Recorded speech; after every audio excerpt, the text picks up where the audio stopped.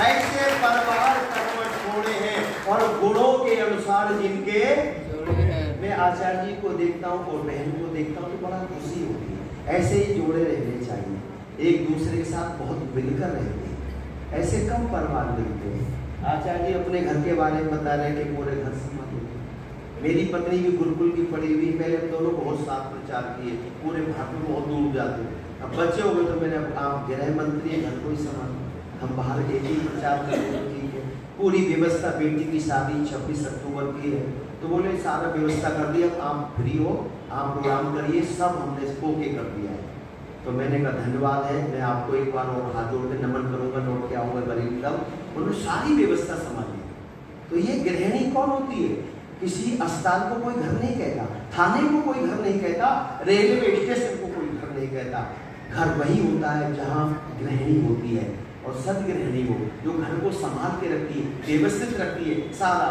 और हमारी बिरादरी जहाँ रहती है वो अकेली घर में, देख लो जाकर, बर्तन देखो, उनके कपड़े देखो, भगवान ही मालिक है। ऐसा लगता है यार वो किसी का महाभारत का युद्ध हुआ है, कोई बर्तन सही नहीं, कोई कपड़े नहीं, सब। लेकिन जहाँ माँ बहन रहती सब व्यवस्थित साफ सुथरा।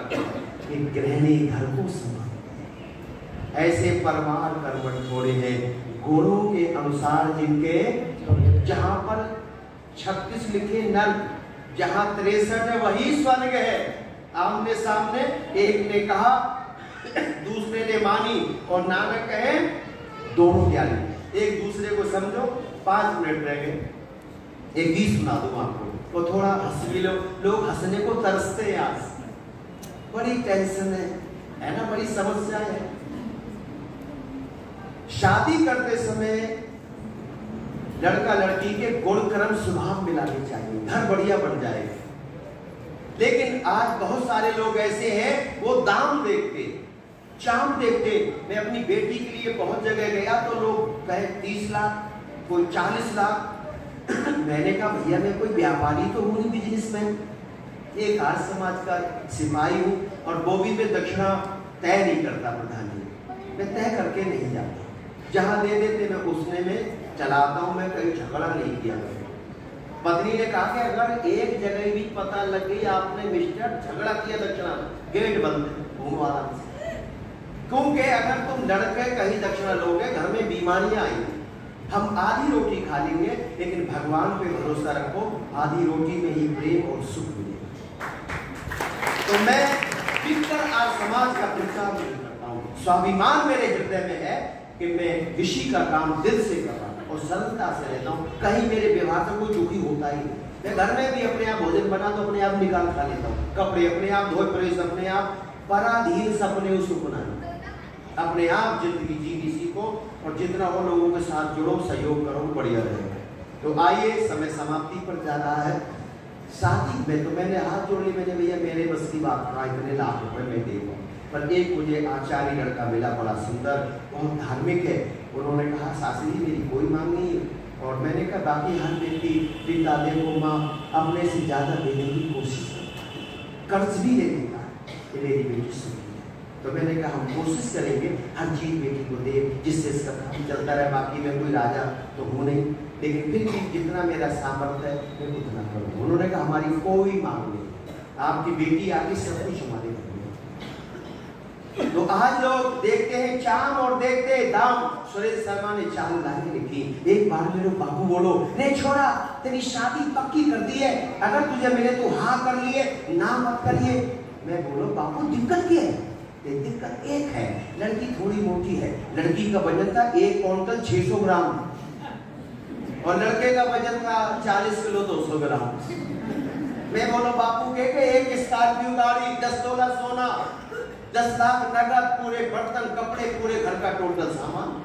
तो मैंने कहा बापू जब मैंने गाड़ी लेनी, सोना लेना, नगद लेने, तो पत्नी मेरी मोटी पतली के देखे कर तू तो मैं बात, तुझे तो पैसे गाड़ी दिख रही है, मेरे लिए पत्नी थोड़ी। अरे तगड़ी लड़की को तगड़ा पहलवान ढूंढना था, लेकिन नहीं।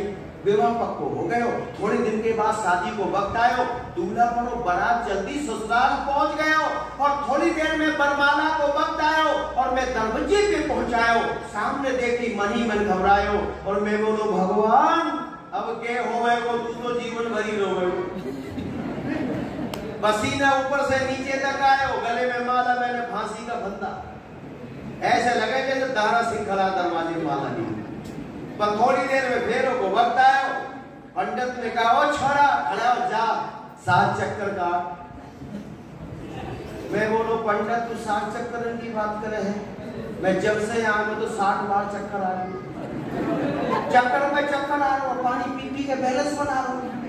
पंडित बोलो छोरा मन में धीर धरो, अरे गृहस्थ रूपी गाड़ी के 2 पहिए होंगे, जब दोनों पहिए मिलके चलते गाड़ी ठीक चलती। मैं बोलो पंडित गाड़ी क्या चलेगी, एक पहिया लगा दो, साइकिल को एक लगा दो, ट्रैक्टर को पीछे बांधो, ये गाड़ी चलेगी, ये गाड़ी पर ना चले तो खर्च में करेगी।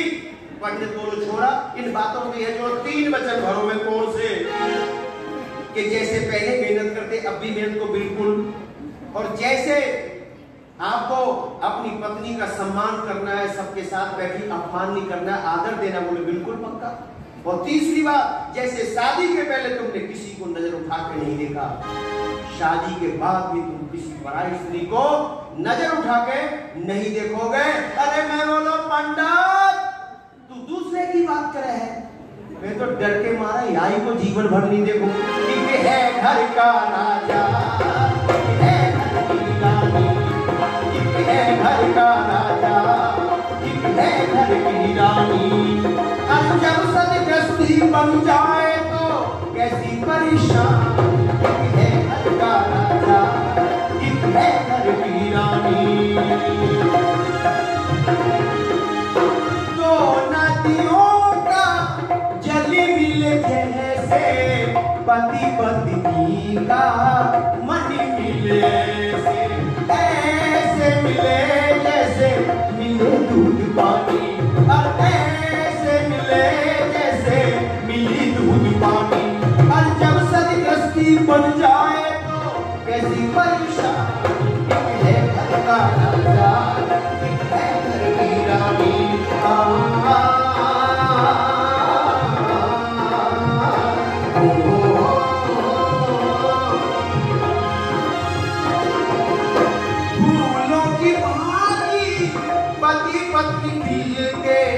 जीवन की राहों पे चले दोनों मिलके, फूलों की भांति पति पत्नी मिलके, जीवन की राहों पे चले दोनों मिलके, ऐसे चले तो सफल जिंदगानी, और ऐसे चले तो सफल जिंदगानी।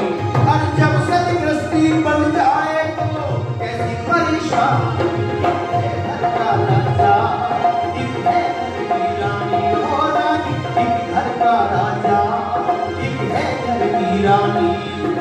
सखा भाव से मिलकर के पति पत्नी आयु बितावे, सखा भाव से मिलकर के पति पत्नी आयु बितावे।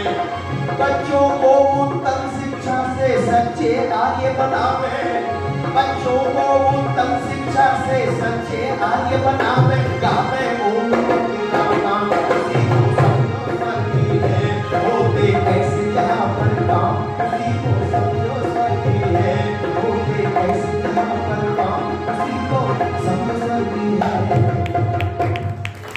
सभी का बहुत